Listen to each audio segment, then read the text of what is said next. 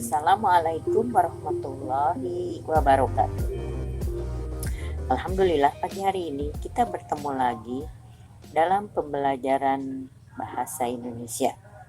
Hari ini Ibu ingin membahas pemantapan penilaian akhir sekolah untuk kelas 11 SMA. Mudah-mudahan bermanfaat untuk kita semua. Sebelum kita memulai, marilah kita mengucapkan Bismillahirrahmanirrahim. Mudah-mudahan Allah memberikan kemudahan dalam menerima pelajaran ini. Soal penilaian akhir sekolah atau PAT ya. Ini soal untuk kelas 11 SMA. 1. Bacalah teks berikut untuk soal nomor 1. Hadirin yang saya hormati, dalam kesempatan ini saya akan membahas perlunya keseimbangan antara kebutuhan jasmani dan rohani. 1. Manusia terdiri dari jasmani dan rohani. 2. Jika keduanya berpisah, seseorang tidak dikatakan manusia hidup lagi. 3. Baik jasmani maupun rohani, keduanya membutuhkan makanan dan keduanya akan merasakan sakit dan sehat. 4. Makanan jasmani hendaknya sesuai dengan sifat jasmani itu sendiri, yaitu bersifat fisik atau materi. Sedangkan makanan rohani yaitu spiritual atau mental. Oleh karena itu, perlu adanya keseimbangan antara kebutuhan jasmani dan rohani. Pertanyaannya, isu di dalam cuplikan tersebut dinyatakan dalam kalimat nomor A1, B2, C3, D4, E5. Jawabannya adalah yang A nomor 1, yaitu manusia terdiri atas jasmani dan rohani. Nomor 2. Dalam rangka memperingati hari ulang tahun sekolah, OSIS di sekolah menggalakkan kegiatan GDN. Kegiatan ini dapat dilaksanakan melalui Paskibra dan PMR. Sekolah mengawali kegiatan tersebut dengan ceramah.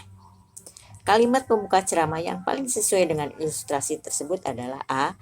Dalam rangka menggalakkan gerakan disiplin nasional, maka OSIS diharapkan dapat melaksanakan melalui kegiatan Paskibra, PMR atau PKS. B. Untuk mengawali kegiatan ulang tahun sekolah, maka OSIS dapat memulai kegiatannya dengan memasyarakatkan gerakan disiplin nasional melalui Palang Merah Remaja. C. Gerakan disiplin nasional bukan hanya milik rakyat awam saja, melainkan juga untuk para pelajar. D. Dalam ceramah yang akan kita bahas yaitu masalah GDN atau gerakan disiplin nasional yang dapat dilaksanakan oleh OSIS melalui Paskibra, PKS, dan PMR. E. Kegiatan ceramah kali ini kita isi dengan mengadakan GDN melalui OSIS. Jawabannya adalah yang D. Dalam ceramah yang akan kita bahas yaitu masalah GDN. Yang nomor 3. Pukul 8 pagi kami menghadiri suatu pertemuan. Dalam pertemuan itu A memberikan ceramah selama 2 jam. Para pendengar tertib dan sekali-kali tertawa. Pada pukul 10.30 B memberikan ceramah. Pendengarnya banyak yang mengantuk dan ada beberapa orang yang meninggalkan ruangan. Situasi seperti dalam ilustrasi tersebut terjadi karena A. Waktu A berceramah, hari masih pagi. B. Waktu B berceramah, hari sudah siang. C. Ceramah A diselingi lelucon. D. Dalam ceramah B tidak dapat melucu. E. Cara A berceramah lebih menarik daripada cara B. Jawabannya adalah yang E ya, nomor 2. Nomor 3, jawabannya adalah yang E. Nomor 4. Kalimat pembuka ceramah yang sesuai sebagai ketua Karang Taruna adalah A. Yang terhormat Ibu, Bapak, dan adik-adik, semoga senantiasa dalam lindungan yang maha pengasih. B. Saudara-saudara, pada kesempatan ini izinkanlah saya mengemukakan beberapa hal mengenai isu terkini. C. Teman-teman silahkan melaksanakan tugas masing-masing sesuai dengan pembagian tadi. D. Baiklah, akan segera kita bahas permasalahan yang ada hubungannya dengan isu terkini. E. Bapak-bapak, ibu-ibu, dan hadirin yang terhormat, nantikan acara yang akan segera dilaksanakan. Jawabannya adalah yang B ya, yaitu saudara-saudara, pada kesempatan ini izinkanlah saya mengemukakan beberapa hal mengenai isu terkini. Nomor 5. Bacalah teks berikut untuk menjawab pertanyaan nomor 5. Hadirin yang saya hormati, Assalamualaikum warahmatullahi wabarakatuh. Puji dan syukur kita panjatkan kehadirat Tuhan yang Maha Kuasa, karena berkat rahmat-Nya kita dapat berkumpul di tempat ini dalam rangka memperingati Sumpah Pemuda Ikrar dari berbagai perkumpulan pemuda pada 28 Oktober 1928. Adalah bertanah air satu, tanah air Indonesia, berbangsa satu bangsa Indonesia, dan menjunjung bahasa persatuan yaitu bahasa Indonesia. Perlu kita renungkan kembali baik-baik mengenai makna Sumpah Pemuda. Topik pidato tersebut adalah A. Peringatan Sumpah Pemuda, B. Mengenang ikrar Sumpah Pemuda, C. Merenungkan ikrar Sumpah Pemuda, D. Pernyataan ikrar pemuda terjadi tahun 1928, E. Bertanah air satu, berbangsa satu, dan berbahasa satu. Jawabannya adalah yang C. Merenungkan ikrar Sumpah Pemuda. 6. Kalimat yang bersifat persuasif atau ajakan dalam cuplikan tersebut adalah A. Hadirin yang saya hormati. B. Mari kita renungkan kembali makna Sumpah Pemuda. C. Puji dan syukur kita panjatkan. D. Pernyataan ikrar dan dari berbagai perkumpulan pemuda. E. Hari ini kita berkumpul untuk memperingati hari bersejarah. Jawabannya adalah yang B. Mari kita renungkan kembali makna Sumpah Pemuda. Kemudian nomor 7. Bacalah teks berikut untuk soal nomor 7 ya. 1. Hadirin yang berbahagia. 2. Seperti yang kita ketahui, Pantai Senggigi sebagai aset daerah memiliki ciri khas tersendiri, yaitu teluknya yang indah. 3. Pantai ini juga airnya bening dan pasirnya putih serta dikelilingi pegunungan dengan bukit yang menghijau. 4. Keanekaragaman terumbu karang di wilayah perairan ini termasuk jenis yang langka di dunia, khususnya terumbu kepala karang biru atau blue coral. Oleh sebab itu, aset yang tidak ternilai harganya ini hendaknya kita jaga dan lestarikan agar dapat diwariskan kepada generasi mendatang. Cuplikan ceramah tersebut menjelaskan A. Pelestarian dan pengembangan Pantai Senggigi. B. Pantai Senggigi merupakan aset wisata di Pulau Lombok. C. Keanekaragaman terumbu karang di wilayah perairan Pantai Senggigi di Pulau. D. Prospek pengembangan objek wisata Pantai Senggigi di Pulau Lombok. E. Pantai Senggigi objek wisata pantai di Pulau Lombok. Jawaban nomor 7 adalah yang A. Pelestarian dan pengembangan Pantai Senggigi. Nomor 8. Bacalah teks ceramah berikut untuk menjawab nomor 8. Pada kesempatan kali ini saya akan menjelaskan sedikit tentang sabar. Sabar berasal dari kata sobaro yasbiru, yang artinya menahan. Menurut istilah, sabar adalah menahan diri, menahan anggota badan dari perbuatan dosa. Sabar adalah pilar kebahagiaan seorang hamba, karena dengan kesabaran seseorang akan terjaga dari kemaksiatan, konsisten menjalankan ketaatan, dan tabah dalam menghadapi berbagai macam cobaan. Sabar merupakan ajaran yang banyak sekali disinggung dalam Al-Quran maupun hadis, sehingga manusia senantiasa diarahkan untuk selalu bersabar dalam kehidupannya. Kesabaran yang sebenarnya adalah kemampuan dalam mengendalikan sikap, sehingga bisa dengan ikhlas dan rela hati menerima kondisi yang sedang dihadapinya demi mendapat balasan yang baik di akhirat. Teks tersebut termasuk struktur bagian A. Pendahuluan, B. Isi, C. Penutup, D. Interpretasi, E. Orientasi. Jawabannya adalah yang A. Ya, nomor 8 itu jawaban yang A adalah pendahuluan. 9. Bacalah teks di bawah ini. Musim kemarau atau musim kering adalah musim di daerah tropis yang dipenuhi oleh sistem muson. Untuk dapat disebut musim kemarau, curah hujan per bulan di bawah 60 mm per bulan atau 20 mm per dasarian selama 3 dasarian berturut-turut. Wilayah tropika di Asia Tenggara dan Asia Selatan, Australia bagian timur laut, Afrika dan sebagian Amerika Selatan mengalami musim ini. Musim kemarau ada dari musim penghujan dalam wilayah dui musim. Musim kemarau panjang adalah musim kemarau yang sangat panas dalam jangka waktu yang panjang. Gejala ENSO dikenal dapat memperpanjang durasi musim ini sehingga mengakibatkan kekeringan berkepanjangan.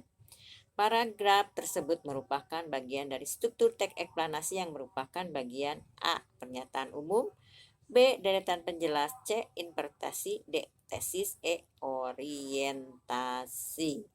10. Gempa yang terjadi dalam perut bumi akan mengakibatkan munculnya tekanan ke arah vertikal sehingga dasar lautan akan naik dan turun dalam rentang waktu yang singkat. Hal ini kemudian akan memicu ketidakseimbangan pada air lautan yang kemudian terdorong menjadi gelombang besar yang bergerak mencapai wilayah daratan. Tema teks di atas adalah A. Penyebab gempa, B. Akibat terjadi gempa, C. Proses gempa di permukaan bumi, D. Pengaruh gempa terhadap daratan, E. Rentang waktu terjadinya gempa bumi. Jawabannya adalah yang D. Pengaruh gempa terhadap daratan. Kita lanjutkan soal nomor 11. Sebelumnya tadi di nomor 9 pernyataan yang paragraf tersebut merupakan bagian dari struktur teks eksplanasi yang merupakan bagian A. Pernyataan umum, B. D. Deretan penjelas, C. Interpretasi, D. Tesis, dan E. Orientasi. Jawabannya adalah yang B. Deretan penjelas, itu nomor 9. Lanjut ya. Tadi 10 sudah, kita lanjut nomor 11. Melihat Kardi kepayahan, lelaki di geladak itu Salim dengan tangkas meloncat ke arah Kardi dan mengambil alih keranjang-keranjang yang dibawanya. Setumpuk keranjang yang kokoh itu memang terasa berat karena basah sampai dia meloncat ke dinding perahu. Tubuh Kardi sudah hampir lunglai. Salim melemparkan tumpukan keranjang itu ke geladak, lalu dengan kedua tangannya yang kekar dia mengangkat tubuhnya dan meloncat ke geladak. Kardi sudah tidak kuat mengangkat tubuhnya sendiri. Salim kembali membantunya menarik tangan Kardi sampai berhasil naik ke geladak. Pengalaman sehari-hari yang berkaitan dengan laut bersama sahabat, cuplikan cerpen tersebut adalah A. Waktu ketika melaut bersama sahabat, B. Fungsi keranjang bagi seorang nelayan, D. Suka duka menjadi seorang nelayan, D. Persahabatan dua anak manusia, E. Orang ketiga pengamat. Jawabannya adalah yang C. Suka duka menjadi seorang nelayan. Itu nomor 11. Sekarang nomor 12. Kalimat yang mengandung perintah disebut kalimat interrogatif, B. Imperatif, C. Deklaratif, D. Jamak, E. Tunggal. Jawabannya adalah kalimat perintah itu adalah imperatif. Kalau yang A, interrogatif adalah kalimat pertanyaan. Deklaratif adalah kalimat menyatakan. D. Jamak banyak, E. Tunggal satu. Ya, kalimat hanya terdiri dari satu kalimat. Jawabannya adalah yang B. Imperatif nomor 12. 13. Yang merupakan struktur dari teks prosedur kompleks adalah A. Langkah-langkah untuk mencapai tujuan, B. Koda interpretasi, C. Argumentasi penegasan ulang pendapat, B. Pembukaan isi penutup, E. Klasifikasi anggota atau aspek yang dilapori. Jawaban nomor 13 adalah yang A. Langkah-langkah untuk mencapai tujuan. 14. Kepala sekolahnya seorang pejabat penting, Ibu Priska namanya. Caranya berdandan jelas memperlihatkan dirinya sedang bertempur mati-matian melawan usia dan Tanpa jelas pula dalam pertempuran itu beliau telah kalah. Ia seorang wanita keras yang terpelajar, progresif, ambisius, dan sering habis-habisan menghina sekolah kampung. Gerak-geriknya diatur sedemikian rupa sebagai penegasan kelas sosialnya di dekatnya. Siapapun akan merasa terintimidasi. Kalau sempat berbicara dengan beliau, ia sama seperti orang Melayu yang baru belajar memasak. Bumbunya cukup 3 macam, pembicaraan tentang fasilitas-fasilitas sekolah, anggaran ekstrakurikuler jutaan rupiah, dan tentang murid-muridnya yang telah menjadi dokter, insinyur, ahli ekonomi, pengusaha, dan orang-orang sukses di kota atau bahkan di luar negeri. Itu ada dalam novel Laskar Pelangi Andrea Hirata. Pesan atau amanat yang sesuai dengan isi kutipan tersebut adalah A. Bersikap keraslah dalam memimpin, tetapi tetap santun kepada orang lain. B. Janganlah mengingkari kodrat yang telah ditetapkan Tuhan. C. Bersikaplah rendah hati, santun, dan sederhana sekalipun menjadi pejabat tinggi. D. Jadilah wanita yang terpelajar tapi tidak angkuh dan sombong. E. Sebagai seorang pejabat, sudah selayaknya bersifat tegas dan keras kepada bawahannya. Jawabannya adalah yang C. Bersikaplah rendah hati, santun, dan sederhana sekalipun menjadi pejabat tinggi. Lanjutkan nomor 15. Yah, tertawa kecil tiada berlagu. Engkau menempuh jalan kesenangan, aku menempuh jalan berduri, melukai seluruh jiwaku. Aku dikawinkan dengan laki-laki yang tidak kusukai. Barangkali tiada mengapa, kata orang, cinta baru timbul kalau sudah kawin. Tetapi lelaki itu sudah tua, 20 tahun beda umur kami. Aku dibawanya ke Palembang. Apa perlu lagi ku terangkannya. Pesan atau amanat yang terkandung dalam kutipan novel tersebut berkenaan dengan A. Nilai sosial, B. Nilai budaya, C. Nilai agama, D. Nilai moral, E. Nilai ekonomi. Jawabannya adalah nilai budaya ya. Biasanya orang zaman dahulu itu dinikahkan dengan orang-orang yang lebih tua karena melihat jabatan atau dari materinya. Nomor 16. Kalimat pembuka pidato yang baik adalah A. Saudara-saudara sekalian yang saya hormati, saya haturkan terima kasih atas kehadirannya. B. Pertama-tama saya ucapkan terima kasih atas kehadiran Bapak dan Ibu sekalian. C. Hadirin yang terhormat, saya ucapkan terima kasih atas kehadiran saudara-saudara sekalian. D. Para hadirin sekalian yang saya hormati, terima kasih atas kehadirannya. E. Saudara-saudara sekalian, kami haturkan terima kasih atas kehadiran saudara. Jawabannya adalah yang D. Para hadirin sekalian yang saya hormati, terima kasih atas kehadirannya. 17. Hadirin yang berbahagia, marilah kita panjatkan puji dan syukur kehadirat Tuhan yang Maha Kuasa atas rahmat dan karunia-Nya, sehingga kita dapat melaksanakan acara bersih desa yang diadakan pada hari Minggu pagi ini. Kutipan di atas merupakan teks pidato bagian A. Pembukaan, B. Penutupan, C. Isi, D. Akhir, E. Kesimpulan. Jawabannya adalah A. Pembukaan. 18. Berikut yang tidak termasuk contoh buku non-fiksi adalah, non-fiksi itu adalah buku yang berdasarkan fakta atau kenyataan ya. Tapi kalau buku fiksi ada berdasarkan daya hayal atau imajinasi. A. Hidup sehat bersama tanaman tradisional, itu adalah buku non-fiksi. Kehidupan tradisional pada zaman modern, buku non-fiksi juga. C. Pengakuan terhadap laut sebagai bagian dari wilayah Indonesia adalah buku non-fiksi juga.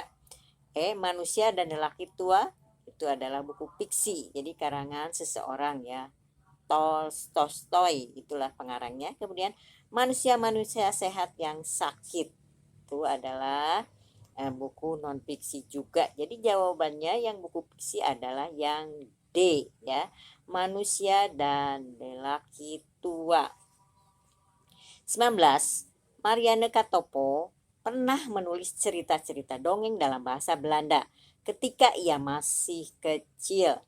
Pada tahun 60-an dia memulai menulis cerpen-cerpen untuk surat kabar dan majalah. Pada tahun 1975 novelnya yang berjudul Raumanen mendapatkan hadiah Harapan pada sayembara penulisan novel. Unsur yang diungkap dalam penggalan resensi di atas adalah A. Tentang pengarang, B. Riwayat hidup pengarang, C. Buku-buku terkenal yang ditulisnya, D. Identitas buku, E. Keunggulan cerita. Jawabannya adalah yang C. Buku-buku terkenal yang ditulisnya. 20. Perhatikan paragraf berikut. Inilah beberapa kiat atau cara untuk membuat status yang berkualitas di media sosial. Harap diperhatikan, isi status seseorang sebenarnya menggambarkan kepribadian pemiliknya. Hal yang menarik saat ini adalah banyak perusahaan menjadikan status seseorang di media sosial sebagai daftar riwayat hidup pemiliknya. Perusahaan juga dapat mengetahui etos kerja dan karakter pemiliknya. Oleh sebab itu, sejak sekarang isi status tersebut dengan hal yang bermanfaat dan berkualitas. Kutipan tersebut menginformasikan tentang A. Manfaat di status di media sosial, B. Status adalah gambaran pribadi pemiliknya, C. Status adalah riwayat hidup pemiliknya, D. Cara menjaga status di media sosial agar berkualitas, E. Status harus meningkatkan kualitas pemiliknya. Jawabannya adalah yang C. Status adalah riwayat hidup pemiliknya. Mari kita melanjutkan soal nomor 21. Cermatilah teks prosedur berikut. Proses pembuatan nata de coco. 1. Saringlah air kelapa menggunakan saringan halus. Ini untuk menghilangkan pecahan, tempurung, serat sabut atau kotoran lainnya. 2. Panaskan air kelapa tadi selama 30 menit. 3. Selama pemanasan berlangsung, masukkan bahan tambahan lainnya. 4. Sebelum pemanasan selesai, tambahkan cuka hingga mencapai pH tertentu. 5. Pemanasan harus berhenti jika sudah mencapai pH yang dimaksud. Kelompok kata kerja imperatif itu adalah kata kerja perintah. A. Saringan, pemanasan, berhenti. B. Tambahkan, panaskan, masukkan. C. Mencapai, berlangsung, menghilangkan. D. Saringan, berlangsung, mencapai. E. Pemanasan, masukkan, maniskan. Jawabannya adalah kalimat perintah itu adalah yang B. Tambahkan, panaskan, masukkan. Lanjutkan ya, nomor 22. Baca cermat langkah-langkah pembuatan keripik pisang berikut. 1. Perendaman. 2. Pemilihan bahan. 3. Pengupasan. 4. Penggorengan.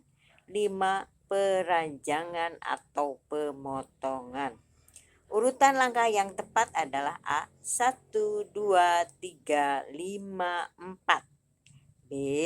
2, 1, 3, 4, 5. C. 2, 3, 5, 1, 4. D. 5, 1, 2, 3, 4. E. 2, 3, 1, 4, 5. Ya. Jadi urutan yang benar itu adalah yang C, yaitu 2. Pemilihan bahan, 3. Pengupasan, 5. Perajangan atau pemotongan, 1. Perendaman, dan yang keempat adalah penggorengan. Itulah urutan yang benarnya. Lanjutkan nomor 23. Perhatikan kutipan drama di bawah ini. A. Sato. Budi, ada apa? Tumben sore-sore kemari. B. Budi, toh ada waktu enggak? Minta ajarin melukis di atas kanvas dengan cat minyak di atas kanvas dengan cat minyak dong. 1. Melukis di atas kanvas itu mengasihkan mood. Teknik yang digunakan untuk melukis di kanvas dengan cat minyak juga gak sulit kok. Hanya butuh kesabaran dan ketelatenan walau dibutuhkan keberanian dalam aplikasi warna tertentu. Budi. Masa sih? Kelihatannya sulit, jadi tambah penasaran nih. Saya sudah siapkan semua peralatannya nih. Kuas, palet, pensil gambar, penghapus cat minyak. Udah semua kan? Atau ada yang? 1. Udah semua kok. Nah, pertama kamu coba gambar dulu sketsanya di kanvas. Jangan terlalu tebal biar nanti pas dicat tidak terlalu kelihatan garisnya. Kalau sketsa sudah jadi, coba kamu mulai lakukan campuran warna. Ada teknik dalam mencampur warna. Bagian yang menunjukkan tujuan prosedur kompleks ada pada A, yang A, B yang B, C yang C, D yang D, E yang E. Jawabannya adalah yang E, nomor 23, yaitu udah semua kok. Nah, pertama kamu coba gambar dulu sketsanya di kanvas. Jangan terlalu tebal biar nanti pas dicat tidak terlalu kelihatan garis. Kalau sketsa sudah jadi, coba kamu mulai lakukan campuran warna. Ada teknik dalam mencampur warna. Kita lanjutkan nomor 24.